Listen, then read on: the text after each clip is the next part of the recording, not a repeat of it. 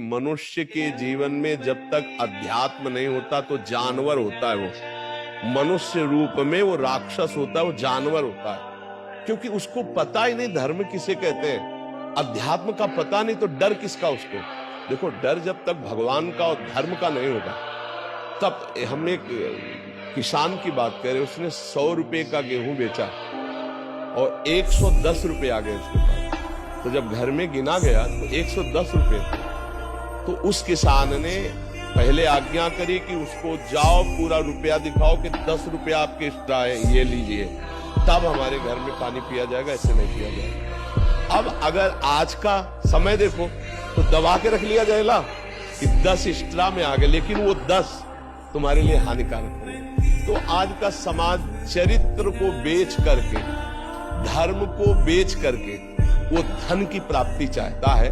पहले था सर्वस्व का चाहे नाश हो जाए पर चरित्र नष्ट नहीं होगा और धर्म नष्ट नहीं होगा। आज धर्म और चरित्र दोनों की आहुतियां दी जा रही। अब देख लीजिए ना, अब ऐसे कैसे बनेगा? अब बुद्धि बिना अध्यात्म के कैसे संभलेगी?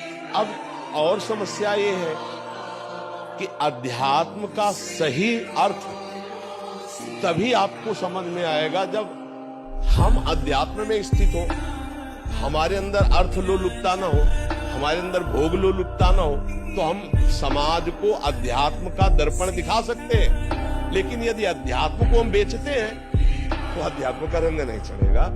ऐसे अध्यात्म को भी पाखंड में बदला जा रहा है। अब उसका सुधार नहीं हो सकता। सुधार सत्य मार्ग में चलने से ही होगा, और सत्य मार्ग में चलना तभी आएगा जो सत्य मार्ग में चल रहे हैं उनका अनुसरण किया जाए। अब बड़ा कठिन है सत्य मार्ग में चलने वाला मिलना। भगवान के हेतु की कृपा कहो कि अभी कुछ संत हैं जिनके वचनों के द्वारा हम जान पाते हैं कि धर्म किसे कहते हैं और अधर्म किसे कहते हैं। नहीं, आज का समाज में जो नवयुवक पीढ़ी है वो अधर्म और धर्म का कोई मतलब नहीं, केवल वासनाओं की पूर्ति से मतलब है। ये जो आज चल पड़ा, फिर हम वहीं पहुंचाते हैं, बॉयफ्रेंड गर्लफ्रेंड, ये जो सब चल पड़ा है, इसमें बहुत हानि हमारे समाज की है, क्योंकि व्यभिचार का स्वभाव बन गया। अब गृहस्थी में इनका व्यभिचार का स्वभाव मिटेगा नहीं। पति पत्नी में कभी भी एक प्रेम नहीं हो सकता, इनका एक जगह स्थिर नहीं हो सकते, क्योंकि चंचल स्वभाव बन गया।